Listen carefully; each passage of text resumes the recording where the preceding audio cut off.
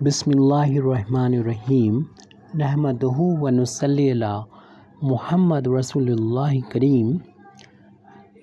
ये differential equation के simultaneous linear differential equation का रूल नंबर 4 है। For solving the equation d x over p is equal to d y over q is equal to d z upon r. यहाँ पर p q r x y z के function होते हैं या कोई constant भी हो सकते हैं। तो इसमें रूल 1 2 3 आपको डिस्क्रिप्शन में मिल जाएंगे, इस वीडियो के डिस्क्रिप्शन में देखेंगे। साथ ही हम इसमें एक ऐसा एग्जाम्पल लेंगे जिसको हम अलग तरीके से सॉल्व कर चुके हैं। हालांकि इसमें रूल 4 ही लगा है लेकिन इसको जो है डिस्क्लोज़ नहीं किया गया। तो इस रूल को हमें समझना है उसी एग्ज़ाम्पल से। पहले तो हम इसी का यूज़ करते हुए इस रूल 4 को समझेंगे, जो कि हम मल्टीप्लायर जिसमें हम यूज़ करते हैं। तो सबसे पहले मान लेते हैं कि P1 Q1 R1 जो है वो फंक्शन होंगे, be functions of x y z and z, x y z के फंक्शन होंगे। उसके बाद हम क्या करेंगे कि इसमें अलजेब्रा का यूज़ करते हुए अलजेब्रा की जो प्रॉपर्टी है, मींस मेरा यहाँ पर है कि यहाँ पर जो प्रोपोर्शन की प्रॉपर्टी होती है उसका यूज़ करेंगे। तो हर एक रेशियो जो है वो इक्वल हो जाएगा इसके कि हमने P1 लिया है तो P1 का हमने यहाँ पर मल्टीप्लाई किया है डिनोमिनेटर में, P1 dx, इसी तरीके से Q1 dy और R1 dz। ना सिर्फ यहाँ पर न्यूमरेटर में इंटू किया, बाकी P का ऊपर नीचे इंटू किया है। और इसमें जब P1 का इंटू किया P में तो P1 P मिला, उसको जिस तरीके से इनको ऐड किया है P1 Q1 R1 से मल्टीप्लाई करके, इसमें भी P1 Q1 R1 से मल्टीप्लाई करके ऐड करना है। यानी जैसा न्यूमरेटर में किया है वैसा ही हमें डिनोमिनेटर में भी करना है, Q1 Q और R1 R। जब इतना कर दिया तो अगर ऐसा हमें मिल जाता है, यानी हमने ऐसे P1 Q1 R1 चूज़ किए हैं कि ये जो राइट हैंड साइड में हमारा फ्रैक्शन दिख रहा है लास्ट वाला, वो एग्जैक्ट हो जाता है। एग्जैक्ट का मतलब ये है कि इसको अगर हम T माने, इस इक्वेशन नंबर पहले हम 1 डाल देते हैं, इसको हम अगर T मानते हैं पूरा, इस जो डिनोमिनेटर में रखा है P1 P plus Q1 Q plus R1 R, यहाँ एग्जैक्ट का मतलब थोड़ा बता देते हैं। तो इसका डिफ्रेंसीशन जब करेंगे तो हमें ये मिल जाना चाहिए, यानी P1 dx plus Q1 dy plus R1 dz और T का dt। हम इसको एक एग्ज़ाम्पल से भी बता देंगे, इसके साथ एक एग्ज़ाम्पल भी देंगे। ये तो आपको इसके आर्टिकल को थोड़ा सा समझना है कि, और तब ये हो जाएगा राइट हैंड साइड में ऊपर ये dt हो जाएगा, ये रफली हम बता रहे हैं, यहाँ पर t हो जाएगा। अब जब हम इसको इंटीग्रेट कभी करते हैं तो आपको मालूम है इसका आसानी से 1/t का इंटीग्रेशन log t हो जाएगा। ये तो इक्वेशन नंबर 1 डाल के ऐसे हमने छोड़ दिया है जब हमने मल्टीप्लायर लिए हैं P1 और Q1 एंड R1। तो इसी तरीके से हम दूसरे मल्टीप्लायर्स लेंगे, यानी टेकिंग अनदर मल्टीप्लायर्स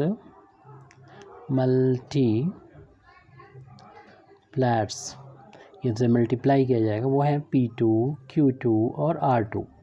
और इसी तरीके से इस गिवन इक्वेशन में हम अलजेब्रा का यूज़ करते हुए इसको हर एक फ्रैक्शन को इस तरीके से लिख सकते हैं, ds upon P dy upon Q dz upon R। और यहाँ पर जब हम P2 से मल्टीप्लाई करेंगे P2 dx हो जाएगा, यहाँ पर Q2 से ऊपर नीचे मल्टीप्लाई करना है तो Q2 dy हो जाएगा, यहाँ पर R का मल्टीप्लाई करना है तो R2 dz हो जाएगा। यहाँ पर P2 से इंटू किया तो P2 P प्लस का Q2 Q and R2 R हो जाएगा। और इसको हम इक्वेशन नंबर 2 दे देंगे। और जिस तरीके से अभी हम लोगों ने देखा था इक्वेशन 1 में, इसको ये जो राइट हैंड साइड में वो एग्जैक्ट जो है अगर बन जाता है, यानी एग्जैक्ट डिफरेंशियल बन जाता है, यानी इसको T मानने पर ये dt आ जाता है, यानी उसी तरीके से। तो फिर हम क्या करेंगे कि इक्वेशन जो 1 है और 2 है उसको हम इसको जोड़ देंगे। तो ये तब हो रहा है, जैसे एक बार हम रिपीट और कर दे रहे हैं, जो हमारा न्यूमरेटर हो वो एग्जैक्ट हो डिनोमिनेटर का, यानी इसे टी मानने पर ये हमें डी टी मिल रहा है। उस केस में इक्वेशन नंबर 1 में भी यही बात थी, इक्वेशन नंबर 2 में भी यही बात है। तो फिर हम इन दोनों को कंबाइन कर देंगे, क्योंकि सभी जो है वो इसी के बराबर हैं जो हमारा गिवन था। तो इन दोनों को इक्वेट कर देंगे, यानी 1 और 2 से हम कह सकते हैं, इक्वेशन 1 और 2 से, कि P1 dx plus Q1 dy plus R1 dz अपान P1 P plus Q1 Q plus R1 R, और राइट हैंड साइड में ये P2 dx plus Q2 dy plus R2 dz, P2P plus Q2Q plus R2R। यहाँ पर P1 Q1 R1, इसी तरीके से P2 Q2 R2, ये constant भी हो सकते हैं, वेरिएबल भी हो सकते हैं, कोई ज़ीरो भी इसमें हो सकता है कभी। तो इस तरीके की प्रॉब्लम जब आएगी तो हमें समझ में आएगा। और हमने इस, जैसे कि पहले ही बताया कि हम एक एग्ज़ाम्पल लेंगे, और वो एक ऐसा एग्ज़ाम्पल होगा जिसको हमने दूसरी, मतलब इसमें बेसिकली यूज़ तो यही हुआ है, लेकिन हमने डिस्क्लोज़ नहीं किया कि हमने ये रूल 4 अप्लाई किया है, डायरेक्ट इसको कर दिया। हालांकि उसमें मल्टीप्लायर भी होंगे, सामने होंगे, यहाँ पर हम इसको मल्टीप्लायर को आपको दिखाएंगे भी। तो हम एक यहाँ पर एग्ज़ाम्पल ले रहे हैं जिसमें सॉल्व करना है हमको एक सिमिल्टेनियस डिफरेंशियल इक्वेशन को, d x upon y plus z d y upon z plus x and d z upon x plus y. इसको आप देख लीजिएगा डिस्क्रिप्शन में, इस प्रॉब्लम को हमने सॉल्व किया है। वहाँ पर हमने मल्टीप्लायर आपको नहीं दिखाया, लेकिन वो हिडन थे, वो चूज़ किए थे। तो यहाँ पर हम बाकायदा इसको चूज़ करके दिखाते थे। चूजिंग जैसे कि यहाँ पर हमने थोड़ा सा एक बात बताना रह गई, जो ये मिला है, इससे हमें एक इंटीग्रल मिल जाएगा, यानी जो हमारा गिवन डिफरेंशियल इक्वेशन थी उसका एक सॉल्यूशन आ जाएगा। दूसरा फाइंड करने के लिए आप इसी तरीके की स्टेप को दोबारा से रिपीट कर देंगे, या किसी दूसरे मेथड से, यानी किसी दूसरे रूल से जो हमने 1 2 3 में पढ़ा है उसका यूज़ करते हुए दूसरा इंटीग्रल फाइंड कर लेंगे। तो इस तरीके से हमारी प्रॉब्लम सॉल्व हो जाएगी। तो हम यहाँ पर जैसे इसी चीज़ का यूज़ करेंगे, देखेंगे। सबसे पहले हम इसका यूज़ कर रहे हैं, तो आप ध्यान रखिएगा कि P1 हमने क्या लिया है, Q1 क्या लिया, R1 क्या लिया है। तो चूजिंग 1 - 1 0 एंड 0 1 - 1। अब एक सवाल ये उठता है कि ये मल्टीप्लायर कहाँ से आए और हम कैसे सेलेक्ट करें। तो इसका जवाब यही है कि आप इन फंक्शंस को, इन वैल्यूज़ को देखना है। इन वैल्यूज़ को देखने के बाद जो है वो कुछ क्वेश्चंस की प्रैक्टिस करना है कि ऐसे हमने क्यों लिया, आपको खुद पता चल जाएगा। और इसका वैसे बेसिकली जो है कोई हार्ड एंड फास्ट रूल नहीं होता है। तो ये वैल्यू जो है, अगर हम ये मल्टीप्लाई लेते हैं तो हर एक फ्रैक्शन, जिसको हमने यहाँ तो आपको लिख के दिखा दिया था, यहाँ पर हम डायरेक्ट कर देते हैं कि ईच फ्रैक्शन, क्यों दो चीज़ें हम एक साथ लिख रहे हैं, सबको लिखेंगे तो काफ़ी जगह बेकार चली जाएगी। तो हम यहाँ पे लिख देते हैं ईच फ्रैक्शन का मतलब होगा ये जो सारी वैल्यू हैं वो इक्वल हो जाएंगी। जैसे कि हमने ये वाले मल्टीप्लाई लिए, तो इसका मतलब ये हुआ कि P1 की वैल्यू हमने 1 ली है, Q1 की वैल्यू ये, और R1 की वैल्यू ये है। इसका मतलब हमने क्या किया है, इसको छोड़ दिया है, क्योंकि 0 का इंटू करेंगे, 0 इंटू डी जेड तो 0 हो जाएगा, और 0 में इसका इंटू करेंगे वो भी 0 हो जाएगा। यानी हमने सिर्फ इनका यूज़ किया है। और उसमें भी हमने जब इसमें प्लस का मान लिया है तो इसका मतलब dx, और यहाँ पर माइनस प्लस करके जब माइनस का मान लेंगे, एक्चुअल में हमने इसमें से ये माइनस किया है। तो उस एग्जाम्पल का जो हमने बताया था, बिना हमने आपको डिस्क्लोज़ किए हुए ये बताया है, उसमें किया है। लेकिन यहाँ पर हम 1 ले रहे हैं और -1 ले रहे हैं, और 0 इंटू डी जेड ले रहे हैं, इसको हम दिखा दे रहे हैं यहाँ पर।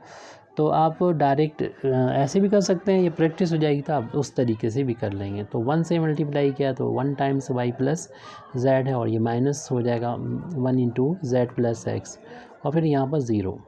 तो ऐसा क्यों किया है, तो ऐसा क्यों क्या इस बेस पर अगर हम पहले आएंगे तब ही हम मल्टीप्लायर को ढूंढ पाएंगे और हमारी प्रैक्टिस हो जाएगी इससे। तो एक तो हमें देखिए यहाँ पर x बाई को रखना था और इससे क्या होगा x बाई ये हट जाएगा तब, तो यहाँ से मल्टीप्लायर देखिए ब्रैकेट ओपन होने पर z प्लस का यहाँ पर z माइनस कैंसिल हो जाएगा और इससे हमको मिलेगा माइनस एक्स प्लस वाई मिलेगी, क्योंकि ये वैल्यू तो ज़ीरो हो गई। तो ये एग्जैक्ट बन गया बिल्कुल, इसे t मानने पर डी टी आ जाएगा। अगर माना कि हमने इसको ऐसे नहीं किया होता, इसको कुछ लिख दिया होता तो ये बच जाता, हालांकि एक्स वाई है, एक्स वाई के साथ आ रहा है, लेकिन उसमें फिर हम z को कैंसिल करने के लिए जो कि इधर प्लस और इधर माइनस वन लिया है तो वो कैंसिल होके वो ज़ीरो हो जाएगा। लेकिन इनके साइन बदलने से फिर ये वैल्यू अगर इसके साथ आती है तो फिर या तो x बचेगा या y बचेगा यहाँ पर, यानी अगर प्लस का लेते हैं तो यहाँ पर y बचता है और माइनस का लेते हैं तो x बचता है। तो फिर हमारे लिए एग्जैक्ट नहीं बनता। क्योंकि हमें एग्जैक्ट बनाना है तो इस बात को हमें ख्याल रखना होगा कि हम किसी को अगर कैंसिल करना चाह रहे हैं तो साथ में इसमें इस वाले को रखना है या नहीं, मतलब इन सभी चीज़ों को आपको ध्यान में रखना होगा और वो प्रैक्टिस से आ पाएगा। तो ये हम लोगों ने ये फ्रैक्शन लिया है dx minus d y upon, minus बाहर लेना तो x माइनस का y हो जाएगा। तो आप इसको इक्वेशन नंबर डाल देते हैं। अब इस प्रॉब्लम को ही सॉल्व कर रहे हैं तो आप इक्वेशन नंबर 1 डाल दिए। तो यहाँ पर हमने छोड़ दिया आर्टिकल को इक्वेशन नंबर 2 डाल के, लेकिन हमें जो है अब इस प्रॉब्लम को सॉल्व कर रहे हैं तो इक्वेशन नंबर 1 डाल देते हैं। अब हम दोबारा से इस प्रॉब्लम को सॉल्व करने के लिए हम दोबारा से एक मल्टीप्लायर, जैसे कि हमने ये तो ले लिया था, अब चूजिंग दिस एस मल्टीप्लायर, अब इसको यहाँ पर इस वाले को नहीं लिया था तो क्योंकि हमारे पास जगह नहीं थी। वैसे मेरा इरादा था दोनों को साथ लेके चलने का, लेकिन जगह नहीं, इसको हम हटा देते हैं और इसको दोबारा से हम चूज़ करेंगे जैसे कि आप क्वेश्चन में करते भी हैं चूजिंग, और जैसे हमने आर्टिकल में भी देखा 0 1 माइनस 1, क्योंकि सिमेट्रिकल है आप इन्हीं वैल्यू को अलग अलग कर सकते हैं और दो रिज़ल्ट मिल जाएंगे आपको। तो इसमें तो अगर एक को मिल गया तो आप दूसरे को बस यही नंबर रखें, आगे पीछे कर दीजिए, आपको बिना किसी टेंशन के ही आपको दूसरा एग्जैक्ट मिल जाएगा। डिफरेंशियल इक्वेशन मल्टीप्लायर्स, जैसे मल्टीप्लाई के तौर पे आपने ले लिया तो हर एक फ्रैक्शन जो होगा, जो मतलब गिवन हमारा क्वेश्चन है, डिफरेंशियल इक्वेशन है, वो हो जाएगा इक्वल। यहाँ पर ज़ीरो अगर हमने किया है तो आपके हम थोड़ा सा डायरेक्ट कर रहे हैं, ज़ीरो का इंटू करें क्योंकि आपको मालूम है ज़ीरो से इंटू किया तो ये डी जेड अब नहीं आया और ना इसके बाद ये आया, तो हम इसको अब प्रैक्टिस हो जाएगी तो इसको लिखेंगे नहीं, पहले वाले को ज़ीरो कर दिया है, दूसरे वाले को लिखना है डी वाई और तीसरा वाला तो माइनस में होगा डी जेड, तो इसे थोड़ा सा डायरेक्ट कर देंगे और z प्लस एक्स और इस वाले को कर देंगे माइनस का, तो माइनस का हो जाएगा ये x प्लस का y। और फिर हम देख रहे हैं कि जो हमें नहीं चाहिए था यानी x वो तो कैंसिल हो जाएगा और d कॉमन लेने पर y माइनस का z आ जाएगा। इसमें से भी अगर माइनस बाहर ले लें तो जैसा न्यूमरेटर में लिखा है उसी तरीके से डिनोमिनेटर में भी आ जाएगा। इसको आप इक्वेशन नंबर 2 डाल दीजिए। जिस तरीके से हमने यहाँ पर इक्वेशन नंबर 1 और 2 को कंबाइन किया था ऐसे ही अब यहाँ पर हम इक्वेशन 1 और 2 को कंबाइन करेंगे। वो आर्टिकल की बात है, ये क्वेश्चन के इक्वेशन नंबर 1 और 2 है जैसे कि आप समझ रहे हैं। तो फ्रॉम इक्वेशन 1 एंड 2 यानी हम इन दोनों को कंबाइन करें क्योंकि दोनों एक ही चीज़ के इक्वल हैं, ईच फ्रैक्शन यानी इन फ्रैक्शन के इक्वल हैं दोनों, तो ये आपस में इक्वल हो जाएंगे। तो हम अगले स्टेप में इसको अगले पेज पर लिख देते हैं इक्वल, यानी d x minus d y upon minus x minus y, और दूसरा था यहाँ पर डी वाई माइनस जेड और माइनस वाई माइनस जेड। जिस तरीके से माइनस माइनस कैंसिल हो जाएगा, जिस तरीके से हमने left hand side right hand side में लिख रखा है यानी डी को हमने बाहर ले लिया, यानी एक्स माइनस वाई का अगर डिफ्रेंसीशन करेंगे तो यही मिल जाएगा एक्स माइनस वाई। तो इसको क्लियर सी बात है, अगर हम इसको डिनोमिनेटर में अगर हम इसकी बात करें या इसकी बात करें टी मानेंगे ऊपर डी टी मिल जाएगा, यानी इस तरीके की सिचुएशन बन गई, इधर टी मानने पर डी टी बन गया दोनों ही केस में। तो ये एग्जैक्ट है, तो एग्जैक्ट है तो इंटीग्रेट हो जाएगा, तो हम कहेंगे ऑन इंटीग्रेशन। जब हम इसको इंटीग्रेट करेंगे तो आपको मालूम है इसका इंटीग्रेशन जो होता है वो log t होता है, तो इसका भी हो जाएगा, जो भी डिनोमिनेटर में वो लॉग में आ जाएगा, यानी x माइनस का y। ऐसे ही यहाँ पर भी ये भी लॉग में आ जाएगा, x y माइनस का z है हमारा ये। और इसमें कांस्टेंट ऑफ इंटीग्रेशन भी आप लॉग की फार्म में ही c1 को ऐड कर लें। आपको मालूम है log 2 ये 2 बार हैं, तो आप एक बार लिखेंगे और अगर प्लस है तो इनके बीच में हो जाता है मल्टीप्लिकेशन, जो भी वैल्यूज़ होती हैं लॉग की। और एंटी लॉग लेने पर लॉग दोनों साइड का हट जाएगा, x minus y is equal to c1 into y minus z, ये आ गया। अब आप यहाँ पर c1 की वैल्यू फाइंड कर लेंगे, x माइनस वाई अपन वाई माइनस जेड और इज इक्वल टू c1, और इसको इक्वेशन नंबर 3 डाल देंगे। ये हमारा फर्स्ट इंटीग्रल जो है वो आ चुका है। अब हम दूसरा इंटीग्रल फाइंड करने के लिए अगर पीछे के जो मेथड हैं, रूल हैं, वो अप्लाई होते हैं तो अप्लाई कर लेंगे, जो कि नहीं हो रहा है यहाँ पर। तो यहाँ पर इसी दूसरे मल्टीप्लायर का यूज़ करके हम इसको एग्जैक्ट बनाने की कोशिश करेंगे। और उसके लिए आप जो बनाया है, क्योंकि हर एक ईच फ्रैक्शन के बराबर आएगा जो मैं दे रखा है, तो उसका कनेक्शन आप इक्वेशन नंबर 1 से भी कर सकते हैं, इक्वेशन नंबर 2 से भी कर सकते हैं। तो आंसर देखने में थोड़ा सा डिफ़र कर सकता है, लेकिन अब हमें एक और चाहिए है डिनोमिनेटर न्यूमरेटर जो कि एग्जैक्ट हो डिनोमिनेटर का। तो उसके लिए हमें कुछ मल्टीप्लाई, क्योंकि ये वैल्यू दे रखी है, उनको देख के पता चल रहा है कि ये हम चूज़ करेंगे, चूजिंग सिमेट्रिकल है इसलिए चूजिंग 1 1 1 ले लेते हैं अगर, तो बिल्कुल क्लियर है ये एस मल्टीप्लाई 2 टाइम्स डिनोमिनेटर में जाएंगे और ऊपर जो है 2 को कॉमन लेंगे तो देखेंगे कि बिल्कुल एग्जैक्ट बन गया, क्योंकि x बाई जेड है, ऊपर dx dy dz हो जाएगा, क्योंकि x plus y plus z का डिफ्रेंसीशन करने पर dx प्लस dy और dz ही होता है। इसलिए आप आसानी से कुछ क्वेश्चन की प्रैक्टिस करेंगे तो मल्टीप्लायर्स ढूंढ लेंगे। वैसे कोई हार्ड एंड फास्ट रूल नहीं होता है मल्टीप्लायर्स।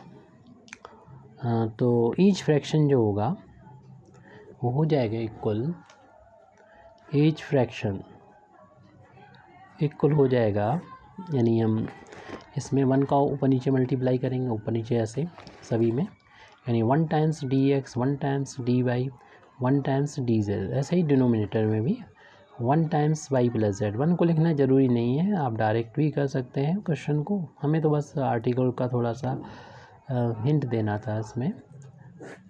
तो देख रहे हैं कि ये एग्जैक्ट बन चुका है, जैसे कि हमने आपको पहले बताया, क्योंकि 2 टाइम्स x हो गए, 2 टाइम्स y हो गए, 2 टाइम्स z हो गए, 2 को बाहर लिया तो ये बन गया। अगर आप इसे t मानेंगे तो ऊपर हमारा dt बन जाए, क्योंकि इसको इस तरीके से लिख सकते हैं न्यूमरेटर को, और 2 तो बाहर हो जाएगा, यानी इंटीग्रेशन आसानी से इसे 2 इस तरीके से हो जाएगा, 1/2 बाहर 1/t का log t हो जाएगा। मतलब हमें आसानी से इसका एग्जैक्ट बन रहा है। एग्जैक्ट का मतलब यहाँ पर डिनोमिनेटर को कुछ माने, मतलब आराम से इंटीग्रेशन हो जाए, जिसका कुछ भी मल्टीप्लाई ना करना पड़े। तो यहाँ पर ये जो न्यूमरेटर है एग्जैक्ट है differential equation, differential with respect to denominator. तो इसका कनेक्शन या तो आप नया एक और बनाइए, मेहनत कीजिए, या फिर इन्हीं से कनेक्शन कर दीजिए, क्योंकि सभी आपस में बराबर हैं। तो हम इस पहले वाले से इसका कनेक्शन कर देते हैं। तो फ्रॉम इक्वेशन, और इसे इक्वेशन नंबर 3 डाल देते, नहीं 3 हो चुकी, 4 डाल देते हैं। तो फ्रॉम इक्वेशन नंबर 1 एंड 4, 1 और 4 को अब क्योंकि दोनों ही इक्वल हैं आपस में, तो आपस में इसको इक्वेट करके दिखा देते हैं। तो हमने 1 को लिख रखा है जैसे वैसे, यहाँ पर लिख रहे हैं अगले पेज पर dx minus d y upon minus x minus y, और राइट हैंड साइड में भी यहाँ पर था dx, हमने d कॉमन ले लिया था, बाहर ले लिया था, तो x plus y plus z और अपान में 2x प्लस वाई प्लस का z, ऐसे ही कर रखा था। अब इसको देखेंगे एग्जैक्ट बन गया। आप चाहें तो इसके साइन को प्लस करने के लिए इस टर्म को एक साथ लें, तो 0 जो बचेगा उसको राइट हैंड साइड में भी लिख सकते हैं। तो इस वैल्यू को ऐसे भी लिख सकते हैं कि इसको उधर लें, प्लस हो गया, और हमारे पास इसको d कॉम बाहर ले लेंगे तो x माइनस वाई हो जाएगा, और इसको एक साइड कर लिया, लिख जरूर इसको हम लेफ्ट हैंड इस तरफ रहे हैं, लेकिन हमने इसको कर गया, और 0 जो बचा उसको राइट हैंड साइड में लिख देंगे। तो प्लस का ये 1/2 t x plus y plus z upon x plus y plus z, right hand side में ये हमने 0 किया। अब इसको इंटीग्रेट कर लेंगे, ऑन इंटीग्रेशन, ऑन इंटीग्रेशन जब इंटीग्रेट कर रहे हैं यहाँ पर, तो ये तो टी मानने पर डी टी हुआ, तो 1/t का इंटीग्रेशन log t होता है, यानी इतना 1/2 कॉन्स्टेंट बाहर रख दीजिए और इसका इंटीग्रेशन इसी तरीके से log x plus y plus z हो जाएगा। इस क्वेश्चन की कंपेयर आप जो मैं क्वेश्चन आपको देंगे इस डिस्क्रिप्शन में उससे ज़रूर कीजिएगा। और राइट हैंड साइड में वहाँ पर हमने ये मल्टीप्लायर दिखाया नहीं, लेकिन हमने डायरेक्ट उसका यूज़ किया है, क्योंकि आप प्रैक्टिस हो जाती है तो आप मल्टीप्लायर को आप समझ जाते हैं। तो log c log को कांस्टेंट को log c के फार्म में, c2 के फार्म में हमने ऐड किया है। ये 1/2 को पावर में ले जाइए, क्योंकि log x minus y plus का log ऑफ, इसे लिख सकते हैं x plus y plus z whole power, ये 1/2 log की प्रॉपर्टी का यूज़ किया। अब यहाँ पर दोबारा से log की प्रॉपर्टी, दो log हैं, एक बार log लिखेंगे और इन दोनों का मल्टीप्लिकेशन हो जाएगा, यानी x माइनस वाई और x plus y plus z whole power 1/2 is equal to log c2। तो तब log हटा देंगे तो हमें मिलेगा x minus y x plus y plus z whole power 1/2 is equal to c2। तो अब इसे क्वेश्चन नंबर हम डाल देते हैं 5। तो हमारा सॉल्यूशन, दो इंटीग्रल मिल चुके हैं, तो इस तरीके से इनका हम सॉल्यूशन कह सकते हैं। हैंस दी रिक्वायर्ड, यानी जिसकी हमें ज़रूरत थी, रिक्वायर्ड जनरल सॉल्यूशन इज़, तो हमको जनरल सॉल्यूशन मिल जाएगा। पहला था x minus y upon y minus z is equal to c1, और दूसरा अभी हमने फाइंड किया है, x ऊपरी लिखा हुआ है, x minus y x plus y plus z whole power 1/2 is equal to c2। Thank you very much indeed for listening me. व आखिर दावाना अल्हम्दुलिल्लाहि रब्बिल आलमीन।